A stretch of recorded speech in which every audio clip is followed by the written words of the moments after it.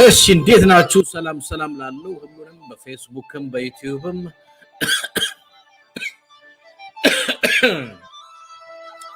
የምትከታተሉን ሁሉ እንኳን ደህና መጣችሁ። ከማርታ ገብረ ህይወት ነው ጀምረው። Thank you ማርታ ገብረ ህይወት and welcome። እናንተም እንግዲህ ፕሮግራማችንን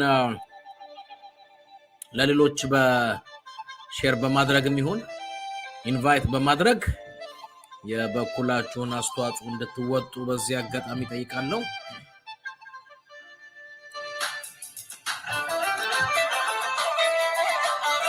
እና ሼር ሰብስክራይብ ላይክ አድርጋችሁ ሌሎችንም ኢንቫይት ታደርጋላችሁ። ዛሬ የምንነጋገርባቸው ወሳኝ ነገሮች አሉን። ስለዚህ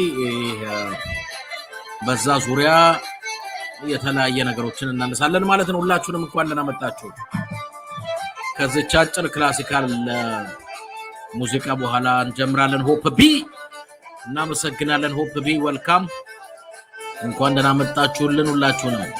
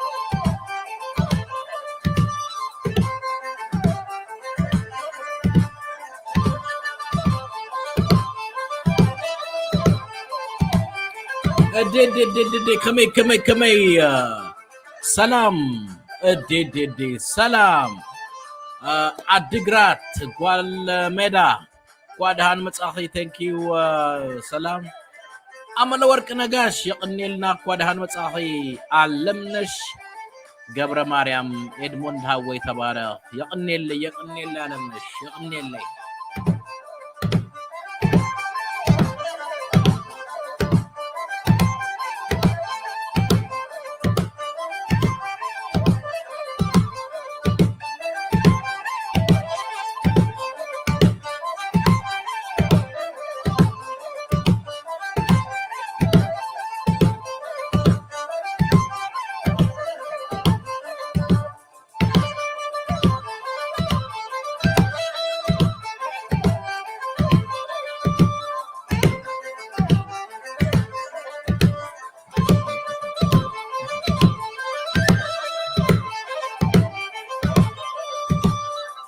እሺ አንድ እንትን አይቼ ነው ኤድመን መቼ ነው የአብይ አህመድን ስም ሳትጠራ የምትውለው የሚል ጥያቄ አይቼ ነው። የአብይ አህመድን ስም ማልጠራው መግደል ሲያቆም፣ ወንጀል ሲያቆም፣ በህዝብ መጨፍጨፍ ሲያቆም ስሙን መጥራት አቆማለሁ። ህዝብን ግን ያስራበም ይሁን እየጨፈጨፈ አልተውም። እሰይ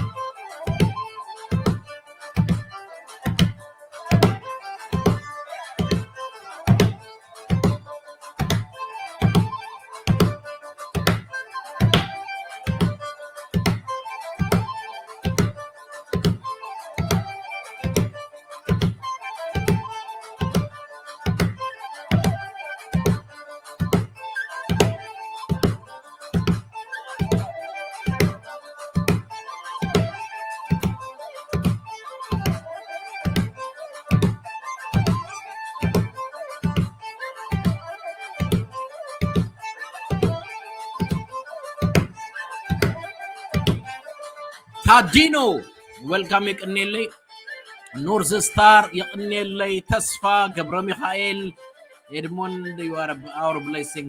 Thank you, ተስፋ ገብረ ሚካኤል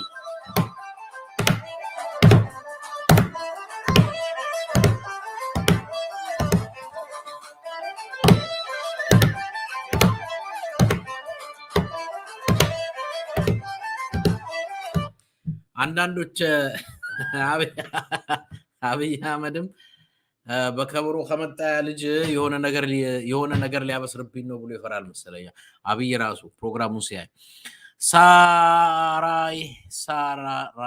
ሳሪ ማንነት thank you ስሙ በጣም ቢከብደኝም ለማንበብም በጣም ብቸገርም thank you ቅኔላ እኮ ደሃን መጻሁም ከመለሁም ደሃን ደሁም ለቃዳ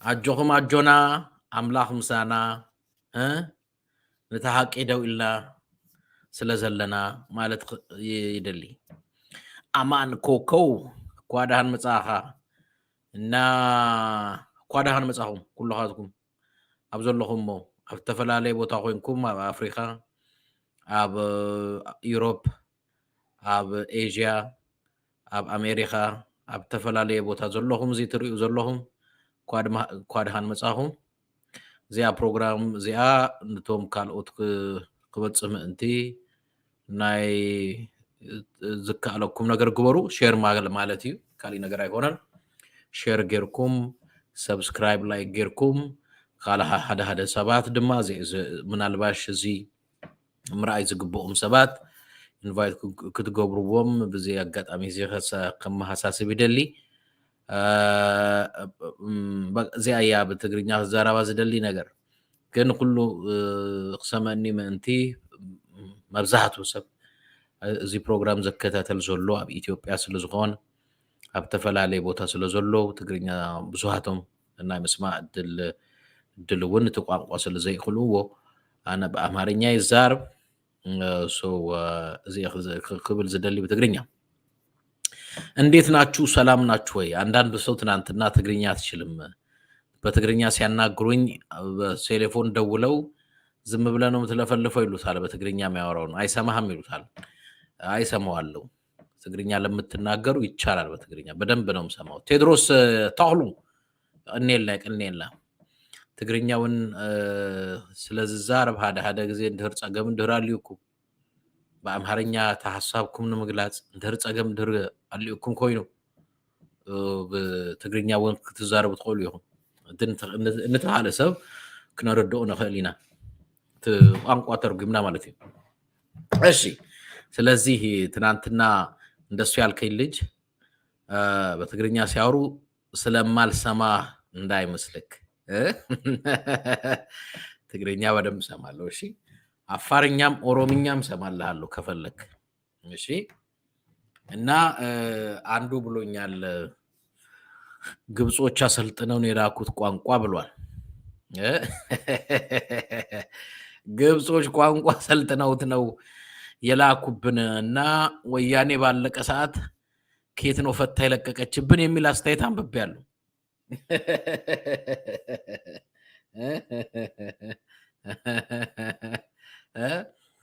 ወያኔ ባለቀ ሰዓት ፈታ ይለቀቀችብን ግብጻዊ ከየት የመጣ ነው ያለ አስተያየትም አንብቤያለሁ አስቆኛል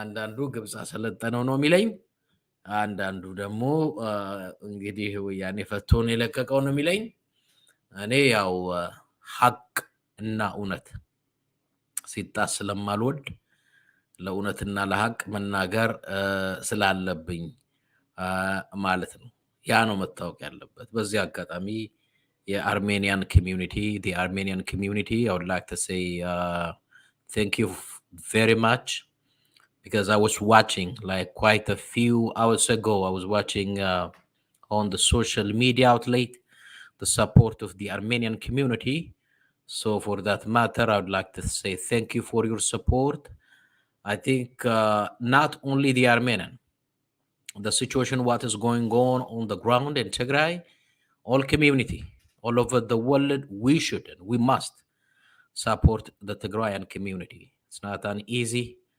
the Tigrayan people going through it is a very hard time. So we really have to always, and then every day we have to remember with our daily prayer, and then with all your skill, talents in the near future. Of course, we will soon. We will get a chance to go to Tigray. Hopefully, God will make a way.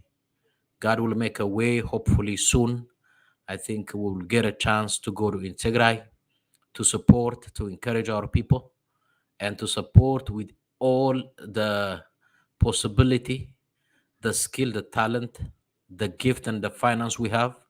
We will and we should. So not only the diaspora Tigray community. I mean, this message is to the whole world, to all human beings, at this difficult time. We should and we must to stand to support the people of Tigray. That is the message I would like to, just to pass it on tonight. So, however, just the main thing is, I want to just to say thank you, the Armenian community.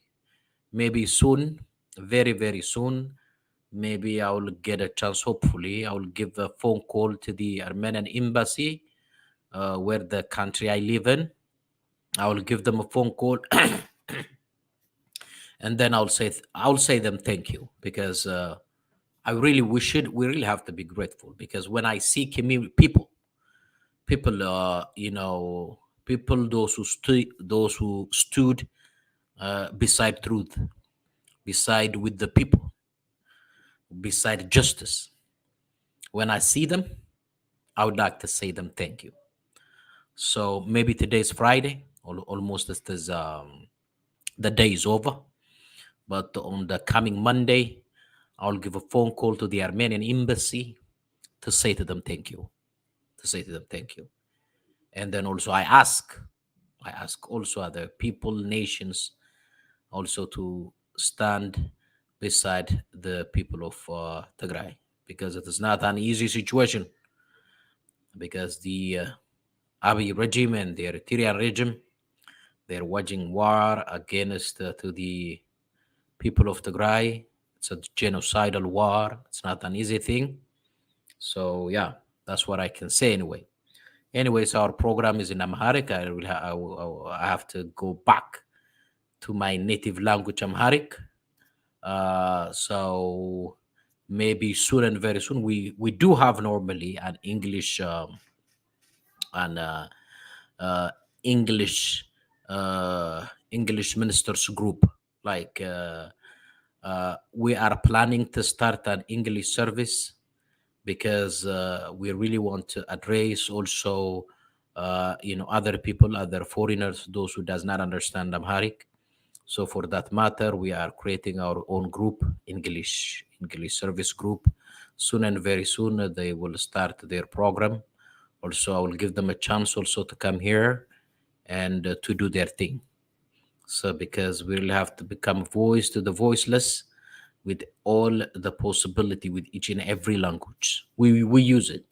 If we can, someone who is capable to speak French, Dutch, English, Chinese, so we will use it. We would love to use it, because we want to just to address to the whole world the situation, what is going on in Tigray anyway. This is what I can say. So let me go back to the main point today. Actually, I'm going to go back to the topic. የአብይ አህመድ ማንነትን በአደባባይ ያጋለጠችውን እህታችንን ዛሬ በሷ እንትን ነው ልነሳ የምፈልገው። በዚህ አጋጣሚ አንድ ነገር በጣም ደስ የሚለኝ ነገር አለ። ደስ የሚለኝ ነገር ምንድን ነው መሰላችሁ? እውነት ይባላል በሀገራችን፣ ትቀጥናለች እንጂ አትበጠስም ይባላል። እውነት ትቀጥናለች እንጂ አትበጠስም ይባላል።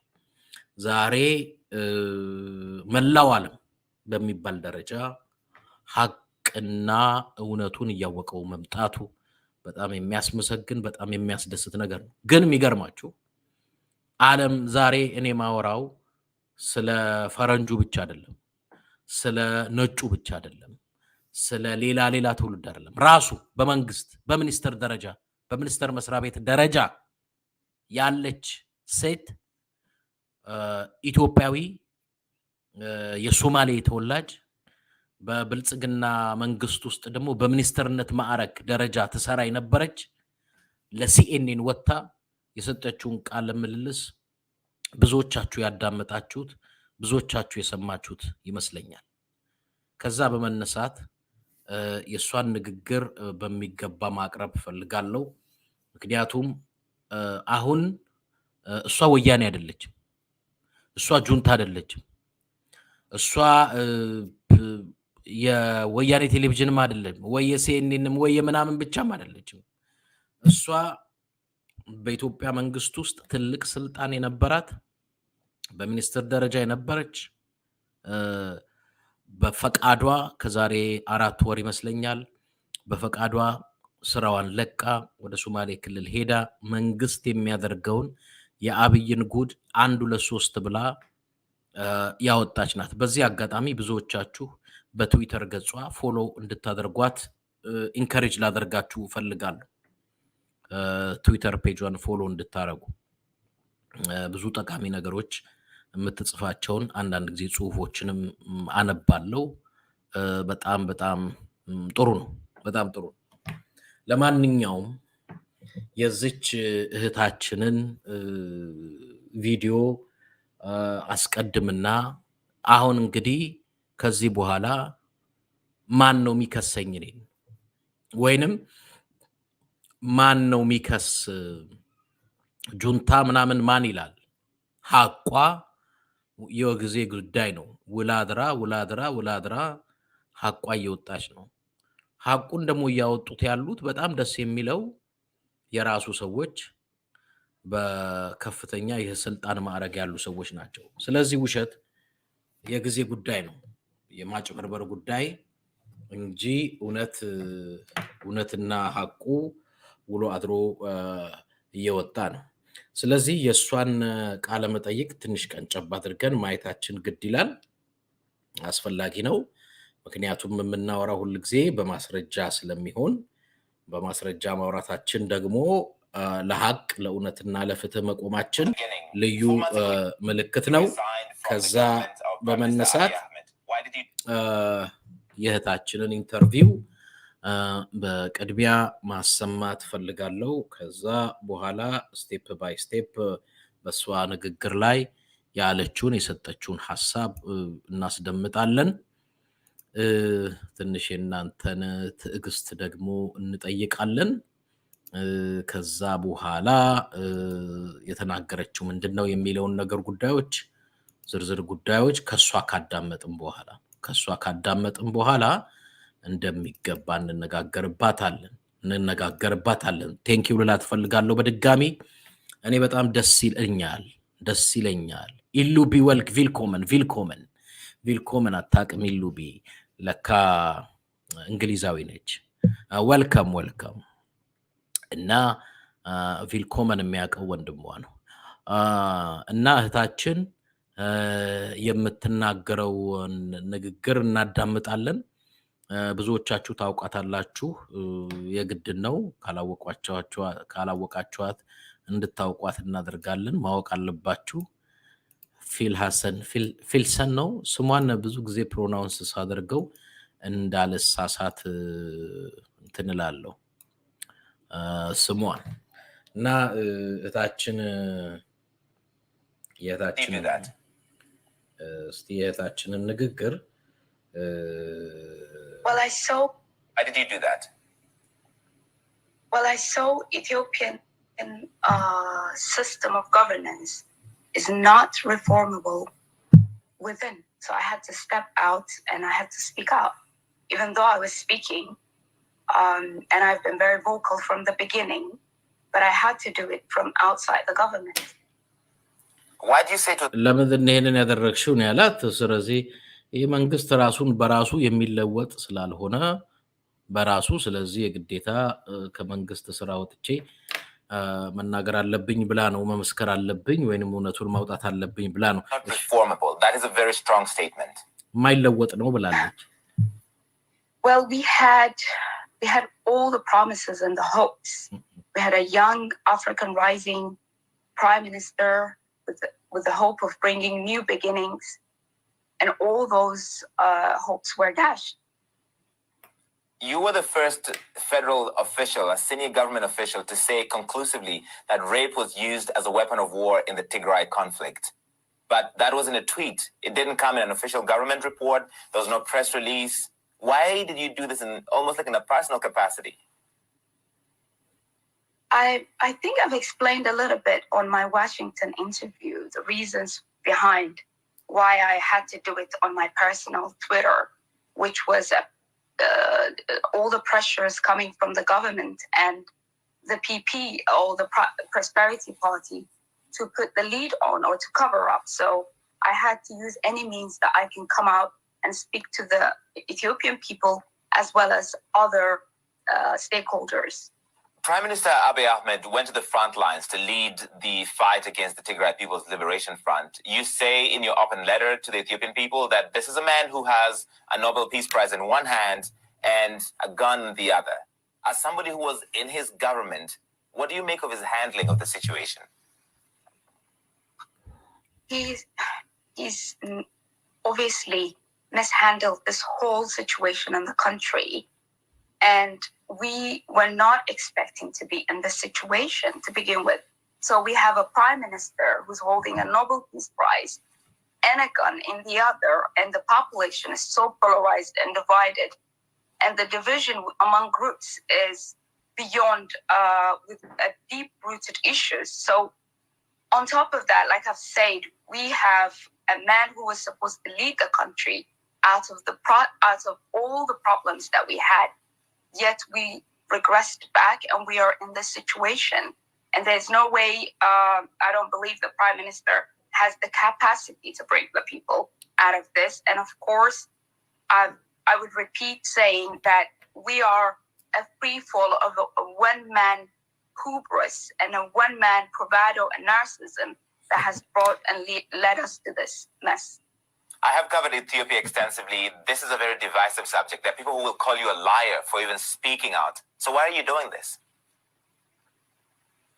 Well, I'm someone who was in the government. I'm someone who has been very vocal from the beginning. I spoke when the war broke at first, 3rd of November. I wrote and I put statements out there saying for everyone there has to be the civilians has to be the utmost prioritization of this conflict. We have to make sure women, children, and the infirm are protected in this conflict. So we have to speak regardless of what people are going to call us or shame us or name us for. We have to speak when we see injustice. And that is what I'm trying to do. The United Nations Human Rights Commission, lots of other independent bodies have put out reports that say all sides have committed atrocities in this conflict, that people have been misused in this conflict. Do you think things have changed since you left government? No, I don't think much has changed. Yes, we see the prisoners are coming out. We see the country's trying to lift its emergency state, but there's so much humanitarian crisis unfolding. We've got the drought, we've got the looming famine, we've got the siege of a whole region more than a year, and we have a generation of young people traumatized, raped, women raped. So no, I don't. The African Union, the UN, the US, lots of other international partners are trying to mediate between the TPLF and the Ethiopian government. What do you want the international community to know about the situation in Ethiopia? Abiy cannot be the referee and the player at the same time on the field. They need to understand there has to be a sequence prior to the negotiations that he proposed. There has to be a ceasefire prior to all of this, a cessation of hostility. It has to be a way forward to putting immediate humanitarian actions in place for regions that are at most risk of facing famine, facing medical issues. So I believe the international has a task to play, a role to play in this. And I know that many countries and international have been putting forward pressures, but they need to push more and they need to find a way for the country to heal. It's a time for the country where we need to move to a position of healing. And I don't think the Prime Minister is ready to do that. I don't think the Prime Minister is the right person to do that. Yes, though, I believe the Prime Minister should compromise. As the head of the nation, as the Prime Minister of the country, he should compromise. He should put the people at first, and he needs to act accordingly. He needs to come to his sense. The situation looks bleak in Ethiopia. What do you think in your mind is the future? What is the way forward out of this conflict that has been raging for 15 months? I want to send a message to the African Union, who's been irrelevant in this conflict. I believe the African summit is taking place in February. I hope when African countries come together that they will put forward a pressure as countries to say there needs to be a cessation of hostility. There has to be a ceasefire, and that their summit can put some pressure in the government as well as other active agents in this conflict. Filson Ahmed Abdullahi, thank you for talking to us here at CNN. Thank you, Larry. እንደዚህ አይነት ምን አለበት እንደዚህ አይነት ሰው ምን አለበት አንድ ሺህ ስብ ይወለድ ለህሊናው የሚኖር ለህሊናው የሚያድር ለህሊናው የሚያድር ከየት ነው የመጣብኝ ደግሞ አረ ተው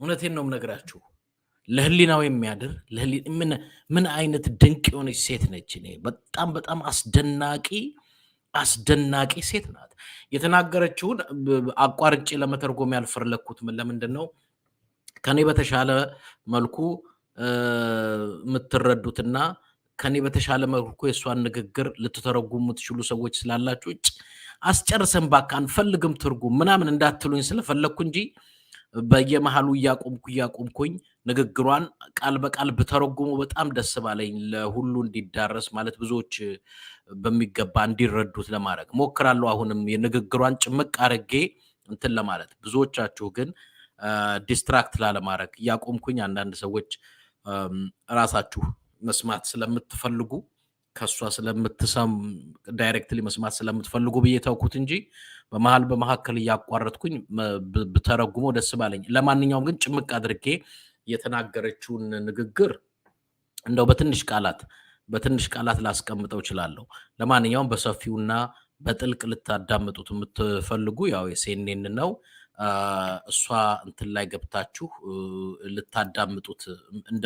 ልታዳምጡት ትችላላችሁ ሙሉ ኢንተርቪው ደግሞ ኢንከሬጅ አደርጋለሁ ብዙዎች እንዲሰሙት በጣም ኢንከሬጅ ማድረግም እፈልጋለሁ በአጠቃላይ እሷ የምትለው ነገር ምንድነው አብይ አህመድ በአንድ እጁ የኖቤል ፒስ ፕራይስ ይዞ በሌላ እጁ ደግሞ ሽጉጥ ያዘ ሰው ነው የምትለው አንደኛ ሁለተኛ በሌላ ነገር ያዘችው ደግሞ ያው ሴትን ልጆች ሬፕን ልክ እንደ ጦር መሳሪያ የተጠቀሙበት ነው ይሄንን ደግሞ አላት እሱ ሲናገር ብዙዎች በመንግስት ደረጃ ያሉ ያልተናገሩትን ነገር ነው አንቺ የምትናገሪው ነው ያላት ምክንያቱም በትግራይ ላይ ተፈጽሞ ሁላችንም ነው የምናውቀው ልክ እንደ ጦር መሳሪያ ነው ሴቶቻችን መደፈር ብዙዎቻችን ያወራን እሷ በሚኒስትር ደረጃ ያለች እንግዲህ የአብይ አህመድ የብልጽግና ፓርቲ የወጣቶችና ሴቶች ጉዳይ ምናምን ሚኒስትር የነበረች ነች ስለዚህ እሷ ስትናገር በትክክል ነው አሜን እንደ ጦር መሳሪያ ተጠቅመውበታል ሴቶችን መደፈር ትራማታይዝ በማድረግ በተለያየ ነገር እሷ ያስቀመጠችው ነው ሌላው ምንድነው ያላት ነገር ይሄንን በመናገርሽ ብዙዎቹ ሸታማ አይሉሽም ወይ የፈሰዎች የፈለጉትን ሊሉ ይችላሉ ግን በትክክል እውነቱንና ሐቁን ግን ማውጣትና መናገር ግን ስላለብኝ ነው ሰው ሸታማ አላለ እኔ ሁሉ ጊዜ የምለው ነገር ነው ሰዎች የተለያየ ስም ሊሰጡ ይችላሉ ሌላው በዚህ በናሽናል ዳያሎግ ጉዳይ በተነሳው ጉዳይ ምን ያለሽ ያላት ነገር ነው አብይ አህመድ ዳኛና ተጫዋች መሆን አይችልም ተጫዋቹም እሱ ዳኛውም እሱ መሆን አይችልም ብላ ነው አብይ አህመድን ያስቀመጠችው። እና ከዚሁ ጋር ተያይዞ ግን ምንድነው ያለችው አገሪቷን ሚስ ሃንድል በማድረግ በትክክል አገሪቷን መምራት ባለመቻሉ አገሪቷን እዚህ አይነት አዘቅት ውስጥና እዳ ውስጥ ያመጣት ሚስሊድ ያደረጋት ራሱ አብይ አህመድ ነው።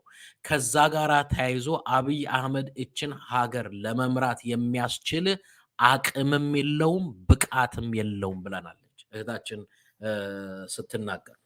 እና በጣም ሌላው ምንድነው ቅድምም በመጀመሪያው ላይ እንዳነሳችው በራሱ መለወጥ አይችልም አለች። ምንም አይነት መለወጥ የሚችል አይደለም። ከዛ የተነሳ ነው እሷ በፈቃዷ ስልጣኗን ለቃ ከሚኒስትር መስሪያ ቤቱ ስልጣኗን ለቃ ወደ ሶማሌ ክልል የተመለሰችው። ይህን በሙሉ ግን አሁን እሷ የተናገረችውን አንድ በአንድ አቅም የለውም ያልንበትን ከሴቶች መደፈር ጋር ያለውን ጉዳይ አብይ አህመድ ሀገሪቱን ለመምራት he is not the right person ከሁሉም ነገር ጋር ተያይዞ ያለውን ጉዳይ እኛ እኮ ተነጋግረንበታል። እኔ እኮ ብየዋለሁ መጀመሪያ እኔ ስለው ብዙ ሰው የመሰለው ምናልባት የትግራይ አክቲቪስት ምናምን ነበር የመሰልኩት ለሐቅ ለእውነት ለፍትህ እንደምናገር ብዙ አልክ። አሁን ግን ውሎ አድሮ ውሸታም እየተባልን ምን እየተባልን ሐቁ አፍጥጦ መጣ። የራሱ የአብይ ሰዎች በሚኒስትር መስሪያ ቤት ማዕረግና ስልጣን ደረጃ የተቀመጡ ሰዎች ወጥተው አብይ አህመድ አቅም የለውም አሉ። አብይ አህመድ እዚህ ጦርነት ውስጥ ከቶናል አሉ። ሴቶችን ሬፕ ማድረግ እንደ ጦር መሳሪያ ተጠቅመውበታል ብለው መሰከሩ።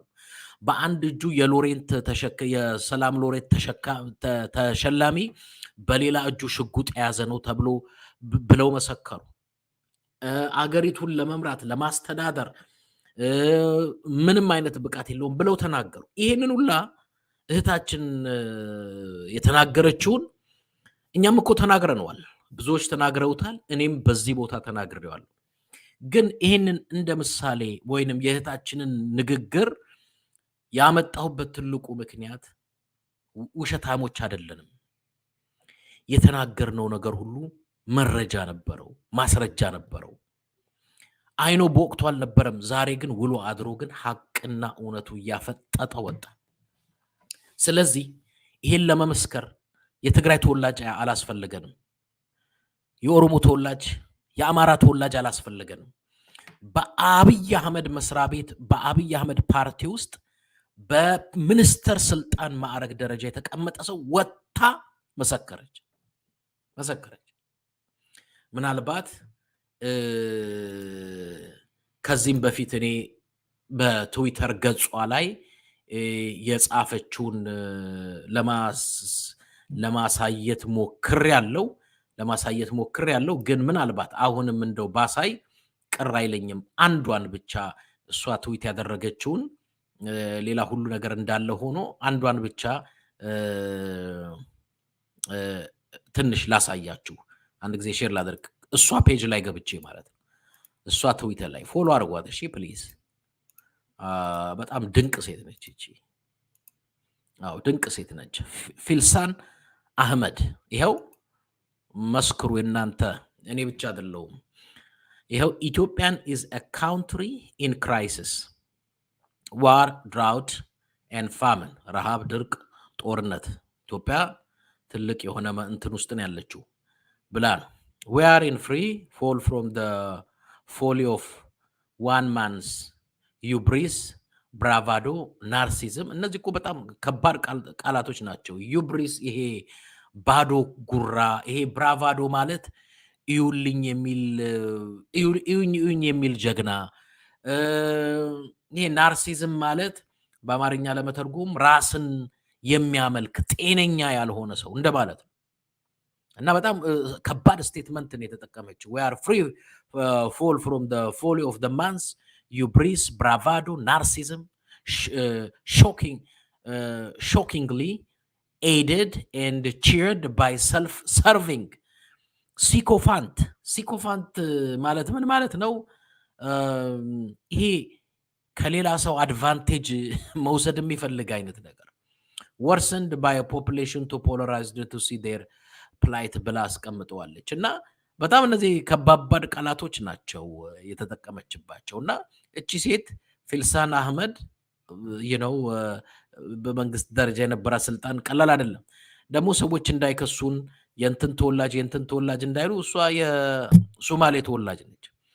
ግን ሐቁን እውነቱን በትክክል እንድንረዳው ያክል እና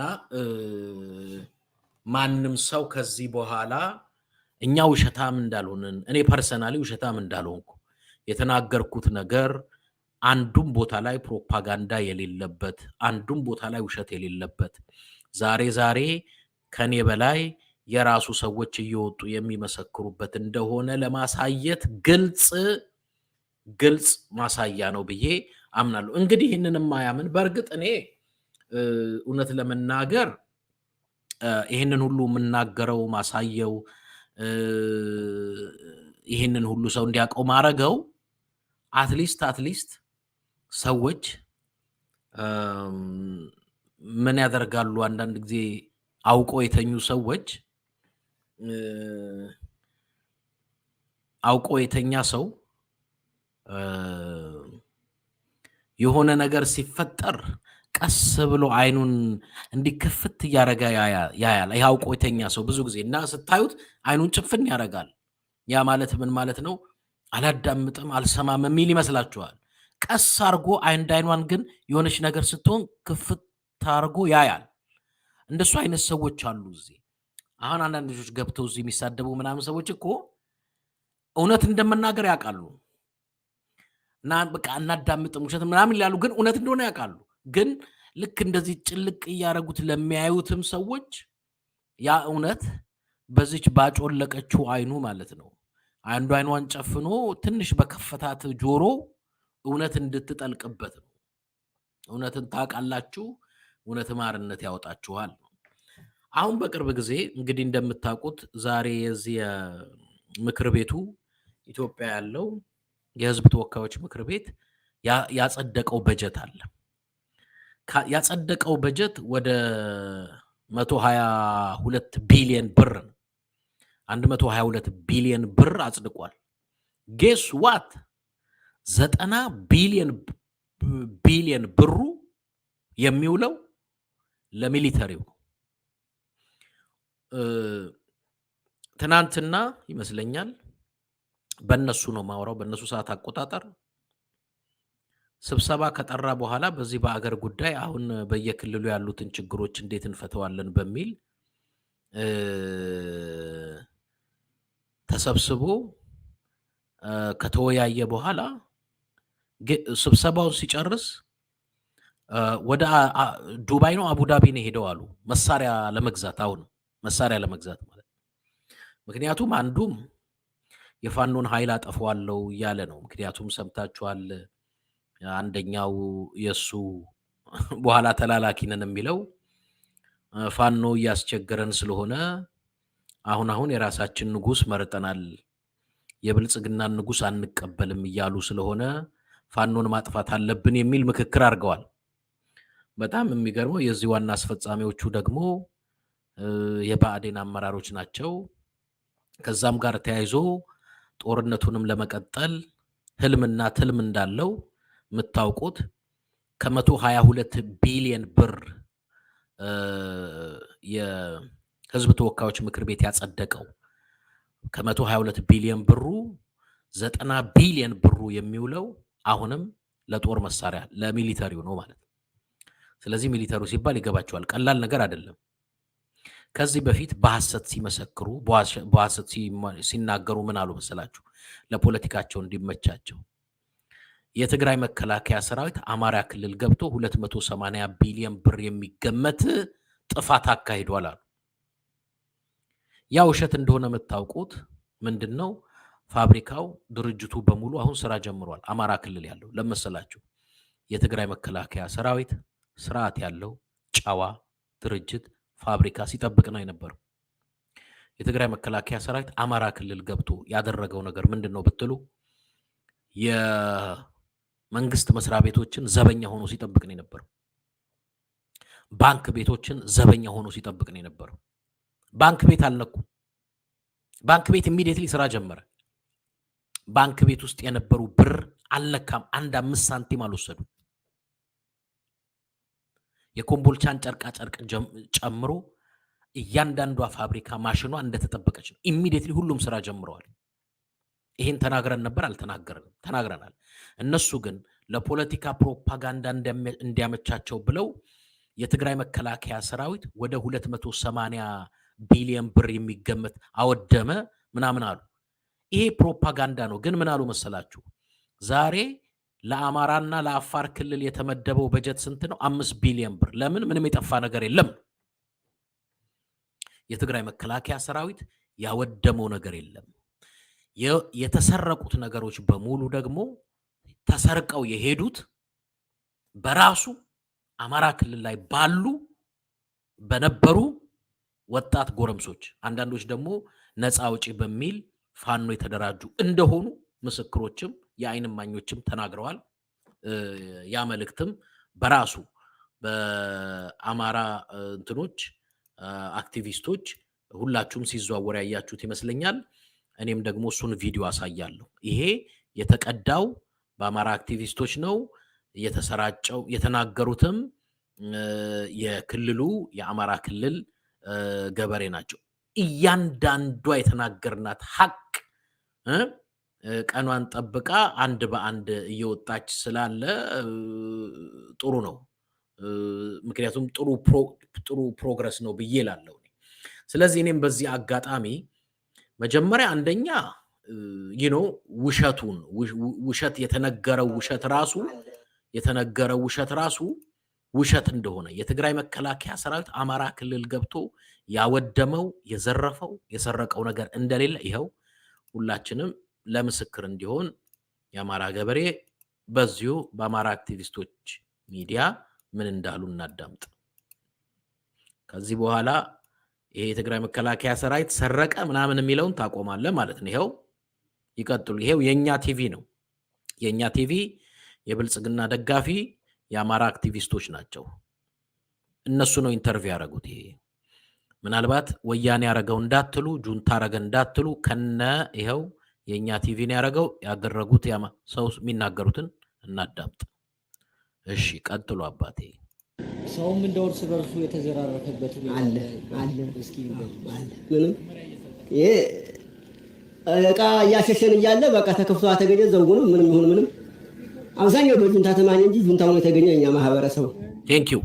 አብዛኛው የተዘረፈው የተሰረቀው በእኛ ማህበረሰብ ነው። የኛ ማህበረሰብ ነው ጁንታ ሆኖ የተገኘው 4 ነጥብ። ስለዚህ ማን ዘረፈ ሰረቀ ብለህ ልታስወራ ነው? የትግራይ መከላከያ ሰራዊት ፋብሪካና ድርጅት ላሊበላ ቅርስ ሲጠብቅ ነው የነበረው። ምስክር ጥሩ ምስክር ነው። ይቀጥሉ አባቴ።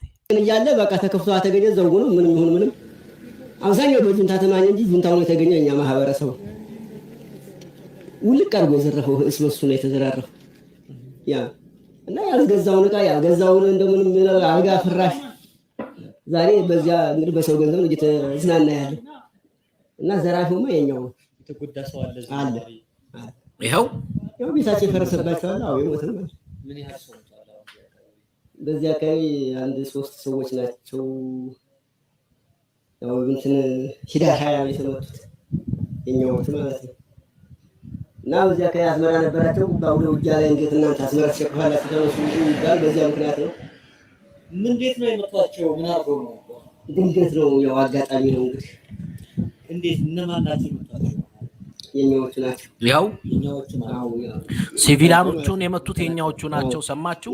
ኤኒሃው እያንዳንዷ ይኸው በመረጃ በማስረጃ የትግራይ መከላከያ ሰራዊት ማንንም ሲቪል አልገደለም። ሲቪል ሞተዋል አሉ እኛ አባት። ገዳዩ ማን ነው ሲል የኛ ሰዎች ነው በስህተት ነው የገደሉት አሉ። 4 ነጥብ። ስለዚህ ከዚህ በኋላ ውሸት ማቆም አለብን። የትግራይ መከላከያ ሰራዊት አንድም ንጹሃን አልገደለም። 4 ነጥብ።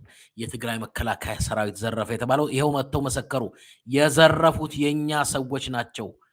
የኛ ሰው ህብረተሰብ ነው። ጁንታው ራሱ የኛው ነው። እርስ በእርስ ተሰራርቀን ስናበቃ በራሳችን ገንዘብ የራሳችን ሰው ሰርቆ ነው የሚደንሰው የሚጨፍረው። 4 ነጥብ።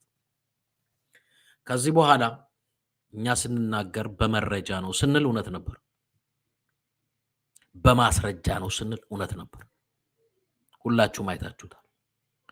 ስለዚህ መንግስትም የሚዋሽ አክቲቪስት የሚዋሽ ሲሆን ጥሩ አይደል። በቅርብ ጊዜ በጣም አንድ ነገር አየሁ እና በጣም ስለታዘብኩ ያን ስለታዘብኩ እኔም ለእናንተ ላጋራችሁ መልካም መስሎ ታየኝ እና ከእንግሊዝ ሀገር የመጣችውና ጠቅላይ ሚኒስትሩን ከጠቅላይ ሚኒስትር ጋር የተገናኘችው አይ ቲንክ በስልክ ይመስለኛል የተገናኙት። ለማንኛውም እስቲ የነሱንም ውሸት ላጋልጥ። ደመቀ መኮንንና እሷ ይሁ እንግዲህ የውሸት አይነት ስማ፣ ተመልከት ህዝቤ ወይ በማን እንደምትጭበረብር በማስረጃ ነው እያንዳንዷ ነገር። ይኸው ይሁ እንግዲህ እቺ አናሊንዳ የምትባለው ከደመቀ መኮንን ጋር በነበራት ሁለቱም እንግዲህ ትዊት ያደረጉትን እዩ። ደመቀ ምን እንደሚያወራ እሷ ምን እንደሚያወራ ታዘቡልኝ፣ ማን ውሸታም እንደሆነ። የብልጽግና ፓርቲ የተሰገሰገው በሙሉ ወንበዴ፣ ውሸታም፣ አጭበርባሪ እንደሆኑ እዩ። በእያንዳንዱ ነገር የነሱን ውሸት። just spoke to the colleague Dammaka Hassan, discussed opportunities to urgently find political solution. Parties must show will and intensify efforts. Truly inclusive national dialogue, key for lasting peace. Humanitarian access is non-negotiable. Stated measure must be implemented. እሷ የጻፈችው ሂዱ እሱ ጋራ ምን ብሎ ጻፈ? ከእሷ ጋራ በነበረን ውይይት ፖለቲካዊ መፍትሄ ነው ያወራንበት ነገር ደግሞ እጅግ ጥልቅ በሆነ የአገር አቀፍ ምክክር ጊዜ እንደሚያስፈልግ፣ ነገሮች በሰላም መፈታት እንዳለባቸውና ስፔሻሊ ደግሞ ይሄ ሰብአዊ እርዳታ ምንም አይነት ለድርድር የሚቀርብ ነገር አይደለም፣ በአስቸኳይና በፍጥነት መተግበር አለበት ብላ እሷ አስቀመጠች። እሱ ደግሞ ምን ብሎ አስቀመጠ? ሌትስ ሪድ። Okay, had a fruitful phone conversation with Anna Linda, FM of Sweden. በጣም ፍሬያማ የሆነ ንግግርን የነበረን የስልክ ግንኙነት ከሊንዳ ጋር ብሎ ምን እንዳለ ስሙ። Glad to know that Sweden is appreciative of our government peace initiative and is ready to support Ethiopians development project and the reform process. አይልም፣ ውሸቱን። ምን ማለት ነው? በጣም ገንቢ የሆነ ንግግር ነበረን ከዚህ ከስዊድን ጋራ እና በመንግስት የሰላም ሐሳብ እና ደግሞ በኢትዮጵያ ልማትና እድገት ያለውን ለውጥ አስመልክቶ ባቀረብነው እንትን እጅግ በጣም ደስተኛ እንደሆነች ገለጸችልን ብሎ። አሁን ስለ ልማት ስለ እድገት እኮ አይደለም ያወሩት። እሱ የሰላም ሐሳባችን የልማት የእድገት ይላል። እሷም ታወራው ሌላ፣ እሱም ያወራው ሌላ። ይሄ ነው ውሸት።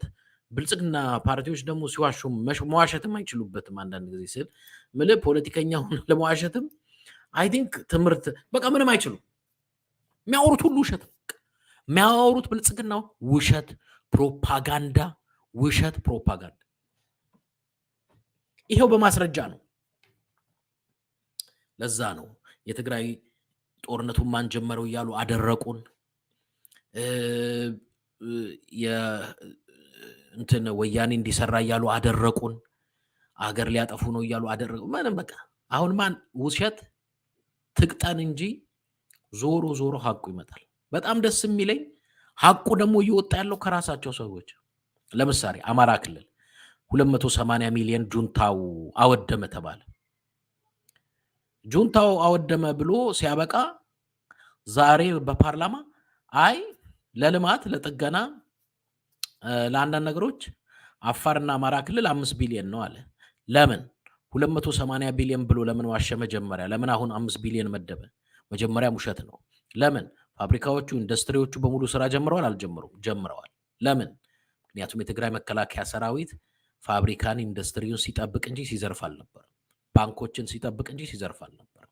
ኦኬ አንዳንድ የፈራረሱ የወረዳ የቀበሌ አንዳንድ ቦታዎች ውስጥ ላይ ደረሰው ማን የዘረፈው? እዛው የነበረ ነዋሪ። ይሄንን ማን መሰከረ? እዛው ያሉ ነዋሪ። 4 ነጥብ። በምን ተላለፈ? በዚሁ በአማራ አክቲቪስቶች ሚዲያ ተላለፈ። 4 ነጥብ። በቃ ማን ነው እውነት ማን ነው ውሸት? ፍረዱ እናንተ። ይሄ ነው ለሐቅ ለእውነት ለፍትህ መቆም ስንል እንደዚህ ነው እንደዚህ ነው። በቃ 4 ነጥብ።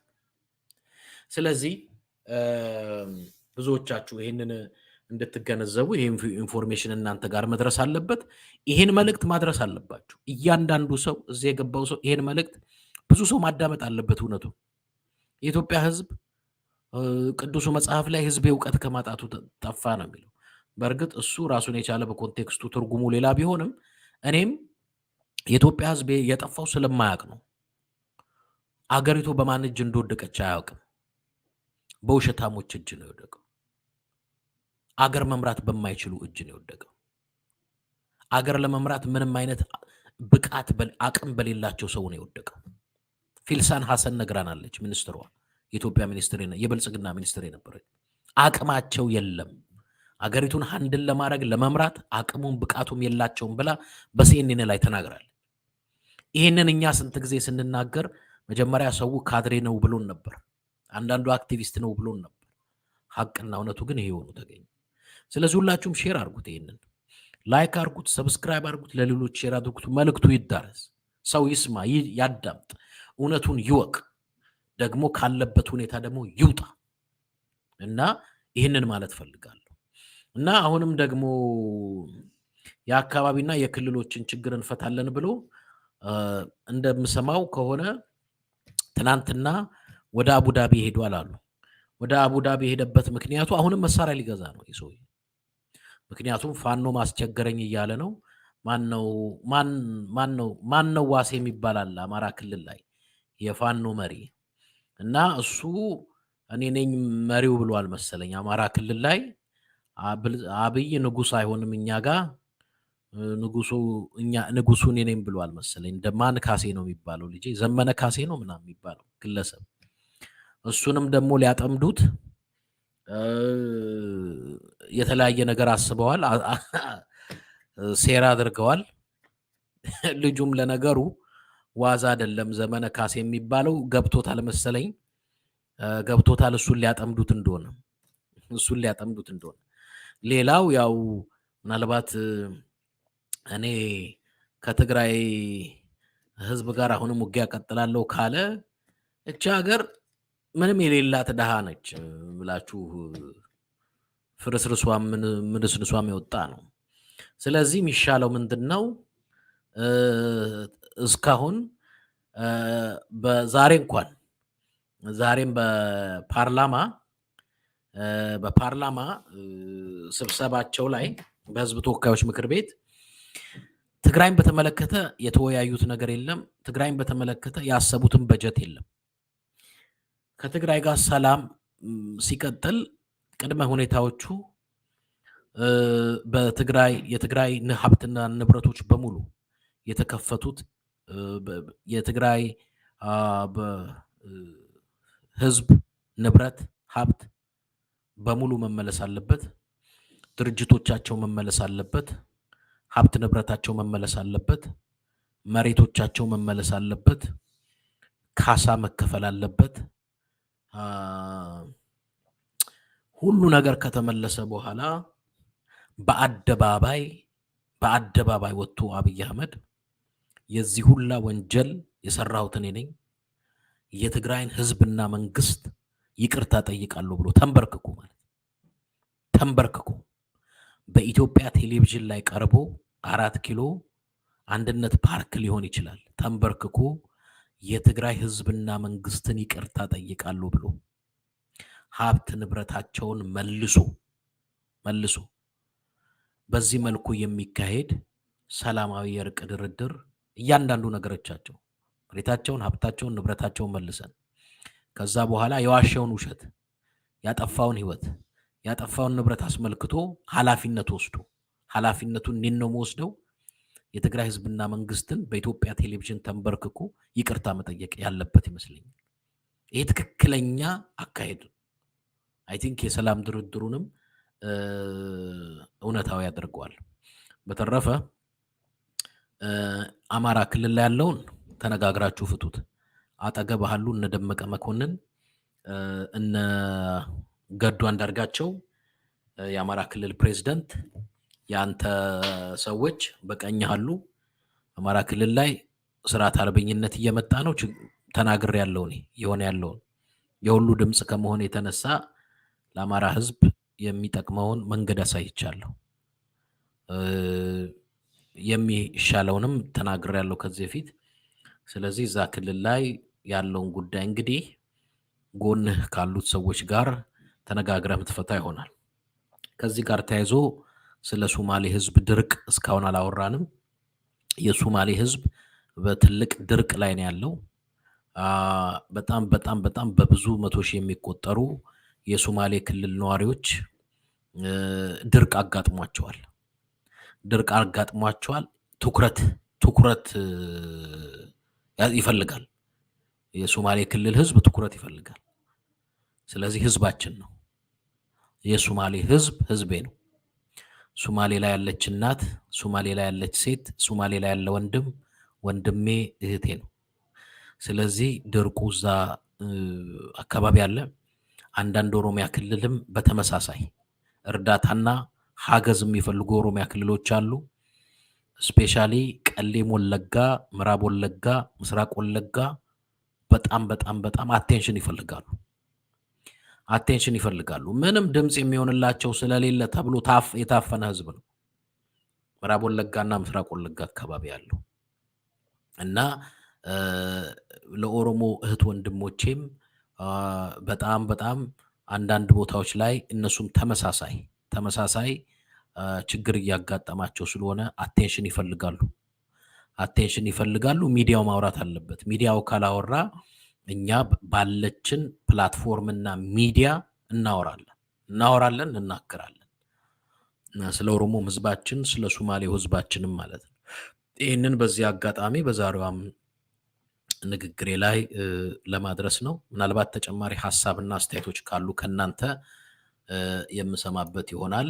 ይሄ ሲነገር እያስታወካችሁ ያላችሁ ሰዎች በጣም ጥሩ ነው። ምክንያቱም አንዳንድ ጊዜ አንድ አባት ሲናገሩ አንዳንድ አጋንንት በትውከት ይወጣል፣ አንዳንድ አጋንንት ጮሆ ይወጣል፣ አንዳንድ አጋንንት ተፈራግጦ ይወጣል ይላሉ። ስለዚህ እዚህ ገብታችሁ እየተፈራገጥክ እየወጣልህ ያለ አጋንንት ካለ እያስታወከ እያንቀጠቀጠህ እየወጣልህ ያለ አጋንንት ካለ እውነት ስትሰማ ጥሩ ነው። እኔ አጋንንቱ እንዲለቅህ ነው። በትውከትም ይልቀቅህ፣ ተፈራግጠህም ይልቀቅህ፣ ጮህም ይልቀቅህ። የያዘህ መልቀቅ አለበት። በአብይ ስም የገባብህ ሰይጣን መልቀቅ አለበት። በኢሳያስ ስም የገባብህ አጋንንት መልቀቅ አለበት።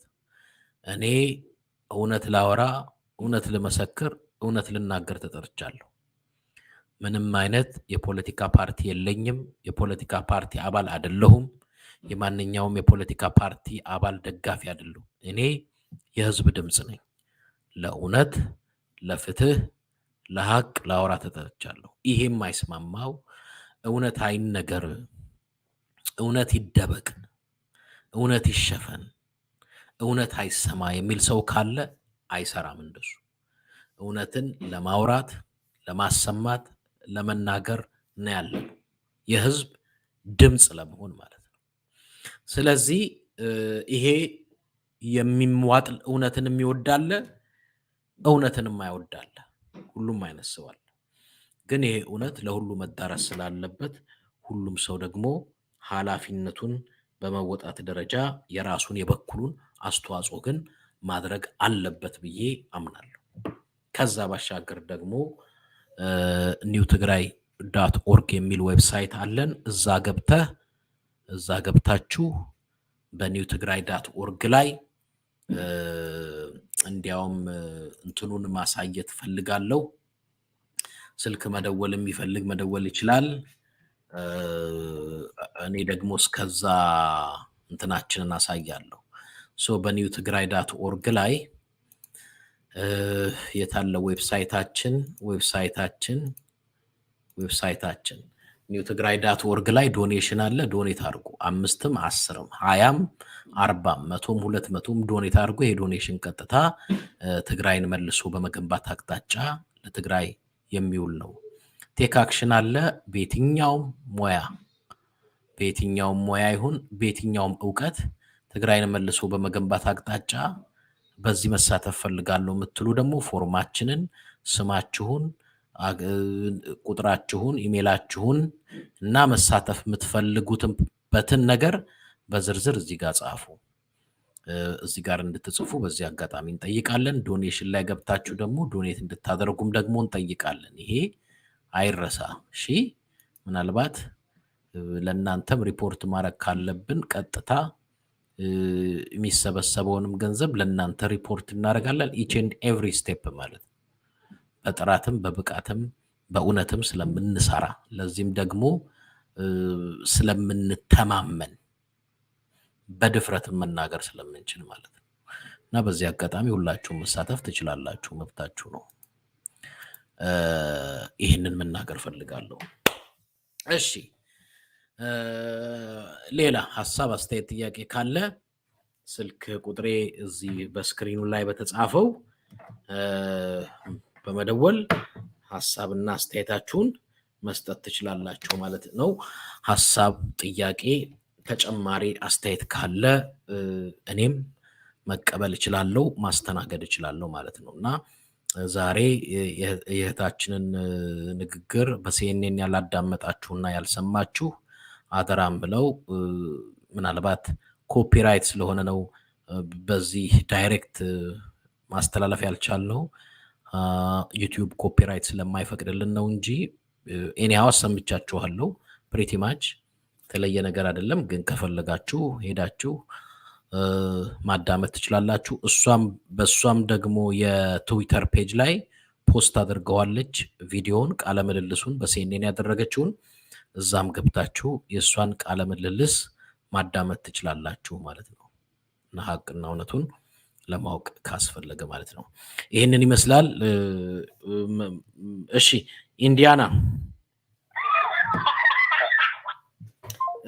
ኢንዲያና ደውላችሁ እንትናት አላላችሁ ማውራት አልቻላችሁም እሺ ሐሳብ ካላችሁ የግዴታ አይደለም ስልክ የምታወሩት እና ደግሞ ስታወሩ አደራ እንትናችሁን በተቻለ መጠን ቪዲዮውን አጥፍታችሁ መደወል ብትችሉ ጥሩ ነው ኦኬ እሺ ይሄንን ይመስላል ኤኒሃው ፕሪቲ ማች የግዴታ ስልክ መቀበል የለብኝም ለዛሬ በዚህ ብቃኝ የነገ ሰው ይበለን ይሄንን ፕሮግራም ለሌሎች በማድረስ ይበኩላችሁን አስተዋጽኦ አድርጉ ከኔ ጋር ስለነበራችሁ ስለተካፈላችሁ እጅግ ከልብ በጣም አመሰግናለሁ ለሁላችሁም መልካም ምሽት እመኛለሁ